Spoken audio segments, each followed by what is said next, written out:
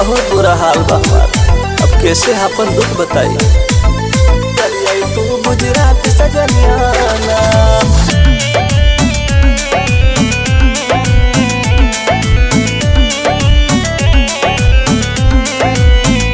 अब ना होई ड्यूटी पानी, जीव का बड़ी है परेशानी। अब ना होई ड्यूटी पानी, अब ना होई ड्यूटी पानी, जीव का बड़ी है परेशानी। रोटी पोवत पोवत, रोटिया पोवत पोवत घिसगा हमरो हाथ सजनिया। चलिया वा गुजरात सजनिया ना, तोहरे चक्कर मारत गिल हुअत बा भात सजनिया। चलिए तू गुजरात सजनिया ना। बहुत दिक्कत यार, समझे कोशिश करा प्लीज। चलिए आवा ना प्लीज।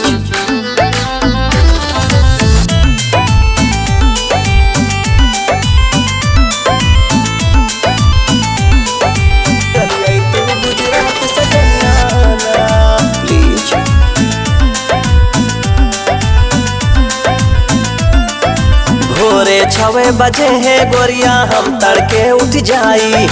बर्तन धोई तो आवे रोआई, रही रही के सुधी आई। समझे कोशिश कर प्लीज। हाँ हाँ हाँ, भोरे 6 बजे है गोरिया हम तड़के उठ जाई। बर्तन धोई तो आवे रोआई, रही रही के सुधी आई। आटा साने का जब जाई गोरिया तू का बहुत महाई। आटा साने का जब जाई, आटा साने का जब जाई गोरिया तू का बहुत महाई। तोहरे कमी खलती बा, सही में खलती बा, तोहरे कमी खलती बा। हम का बा एहसास सजनिया। चलिया वा गुजरात सजनिया ना, तोहरे चक्कर मारोज गिल हुअत बा भात सजनिया। चलिए तू गुजरात सजनिया ना। बहुत बुरा हाल बा हमार, अब कैसे अपन दुख बताई। चलिए तू गुजरात सजनिया ना।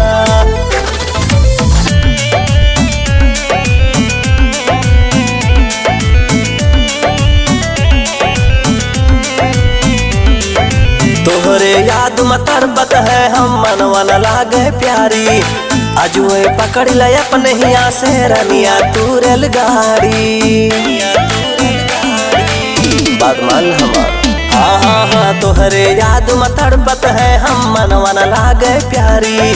अजुए पकड़ ले अपने हिया से रनिया तू रेलगाड़ी। कहा त एसी टिकट कटाई, अब तो लागे ना मंगाई। कहा त एसी टिकट कटाई, कहू तो एसी टिकट कटाई। अब तो लागे ना मंगाई। दिवाकर सत्य कयखिया, दिवाकर सत्य कयखिया, दिवाकर सत्य कयखिया। बरसे जस बरसात सजनिया। चलिया वा गुजरात सजनिया ना, तोहरे चक्कर मारोज गिल हुअत बा।